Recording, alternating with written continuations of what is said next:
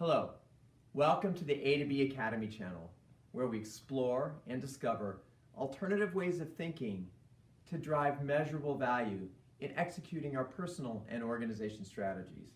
In this channel, we look at getting from point A, where you are right now, to some point B. And your point B might be, a big project that you're trying to do. It might be, a new workout schedule that you're trying to figure out for yourself. Any point B that you're trying to get to, and the fastest way to get from A to B is, of course, a straight line. But we all know it takes twists and turns, especially the big, complex, most difficult things. Well, those are harder to get to. And today, we're going to talk about launches and actually pre-launch activities that you can do to help make your launches easier. So the big, complex things that you have to do out there, usually you have a launch day, a day one that you're ready for. On some of those things, on some of the post-merger integrations that I worked on, that pre-launch time might be as much as 1.5 or 2 years. And other things, it might be in a month or so. But any way you look at it, there's things that you can do to get ready for that launch. And that's what we're going to talk about today. Getting ready for that new product launch, that new marketing campaign, that new workout schedule, whatever it is. And so one of the things that I want to share with you is, for 17 years, I was the global lead for our sales talent solutions. And that's a big title for basically anywhere in the world where a client had a problem with helping their sellers sell better. I was the guy that got called on. So in working with sellers, I put in new tools, new processes, new incentive schemes, all sorts of things to help them sell better, help them engage with their customers better.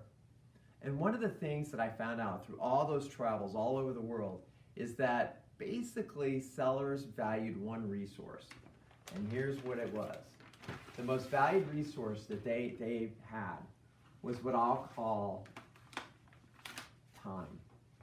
Now, time isn't just time. You got time in there. And they valued their time. I mean, where they spent their time, how many calls they would make in a week, how they, pulled together their proposals and stuff. All of that was where they spent their time. But that's just the first part of this. They also valued money, right? So the second part of that is they valued money. Not only the money that they, gained from incentives, but also the money they spent on, promotions and proposals. So there was time and money. And then the last one is they really valued their energy, where they spent their energy. And when they spent their energy on a customer that just didn't buy from them after they spent so much energy on it and time, they felt so deflated. So the most valuable resource that I want to look at in launching is your time, your money, and your energy. So if you do launch readiness better, your post-launch activity, you're going to spend a lot less time. All right, so let's go through the performance curve. Now, whenever we go through some sort of new change, we're rolling along in a certain place, and then this is day one, and we launch something. And then the performance results aren't exactly where we want them to be. We kind of figure that out, solve some problems, pick it up, and come up the other side until we actually land at a performance place that's higher than the first. All right, so that's just the basic performance curve. And that's generally, what happens in any, big launch. But I want to talk about the difference between a drop and a dip in performance. So let's talk about a drop. So I've got, a steely here, a steel ball, and let's say we're rolling it along here, and we're going around here, and then I just stop before we're ready to launch. And then I just drop this ball on this curve. Well, it would roll down here, and then if there's zero friction in this, it would roll down and come up the other side, and at best it would come up to the same level it was before. But we all know when we launch something new, there's all sorts of friction. There might actually be some friction ahead of time as well. So when you go down, you feel this friction, so as high as this ball can get is somewhere in here. So in some sense, that creates a drop. And when you don't prepare, you don't have enough readiness before you go live, then you experience that drop. And the breadth and the depth of this curve goes longer. Hope that makes sense. So part of what we're looking at is, let's go for a dip. A dip would be, well, let's put some energy in this ball. Now, if I have some momentum in this ball and I get it rolling, it starts rolling, it gets faster and faster, and I get to this point and this ball's rolling pretty fast, where's that ball going to go? Well, it's not going to drop down. It's going to actually come across. And then you've got less of a dip and you come up faster. And then so the breadth and the depth of this performance dip is a lot less. So what does that mean? It means that if we create readiness activity, readiness momentum before we go live, before we launch, then we have a better chance of creating a dip instead of a performance drop. All right, so got it. All right, that makes sense. The physical reality of that, the mechanics of that makes sense. So then you probably are asking, all right, got it. What are my readiness strategies? All right, so we're gonna go there next. I'm gonna provide you 6 easy strategies for pre-launch readiness. And I put some quotes on E. You'll see why in a second.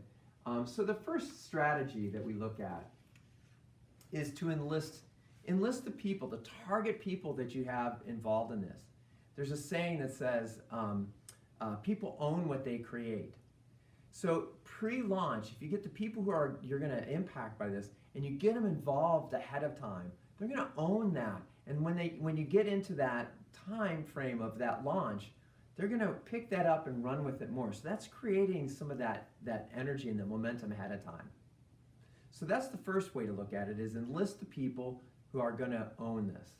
The second one, the second E, is to educate those folks. Educate them on the target behaviors that will really make a difference when you go live. So a lot of times what happens is, if you know how to do something ahead of time, then when you go do the thing, it actually is a lot easier, right? So that's what training and education is.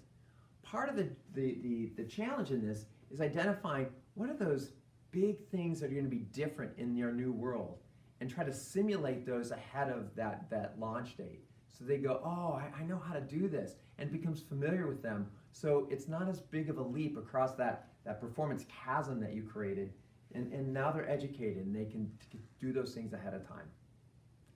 The third E of our easy strategies is to enlist the expertise. So many times we go through these things, but we should ask for help. Who's done this before? And ask for them to say, what are the big pitfalls? Where are we going to, hit some major barriers? And so ask and enlist those people who have the expertise that have done this before. The third E strategy, or the fourth E strategy, is to engage these people. Not only, we're going to train them up, they need to do all these things, but engage their energy, engage their enthusiasm. And so that might be some engagement generation like activities that you have. It could be celebrations, pre-launch celebration.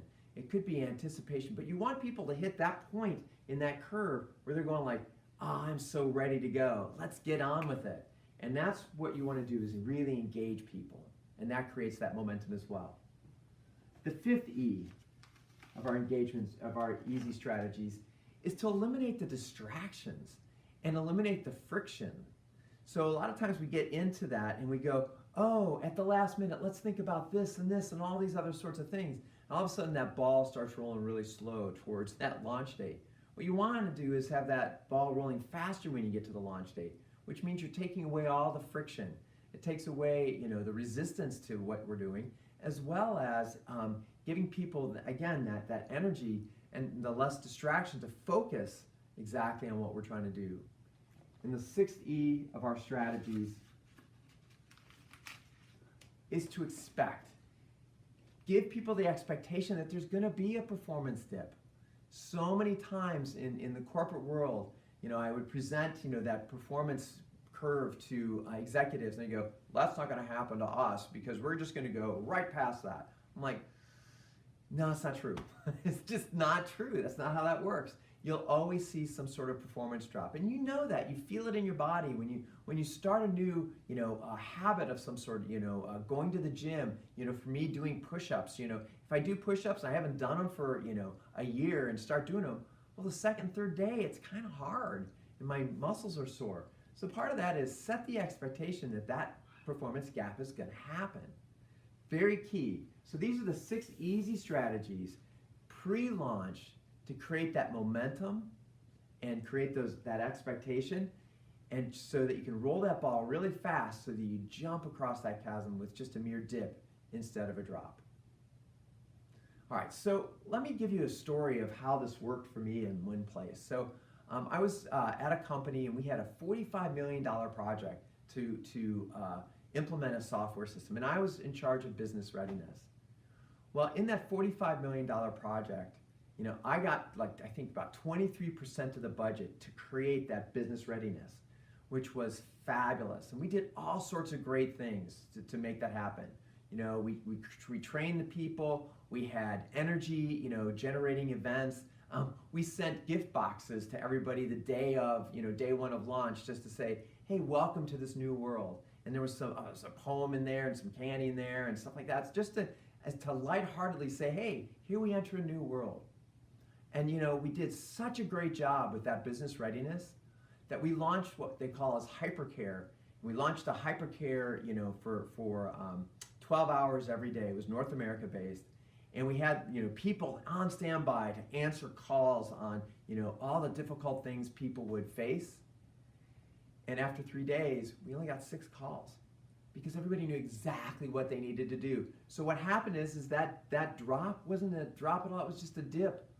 And everybody knew exactly what to do, and they knew where to ask the questions when they didn't, and things went really well. Actually, we got an email from the CEO of the company, and this is a multi-billion-dollar company, and he said, great job to the business readiness team.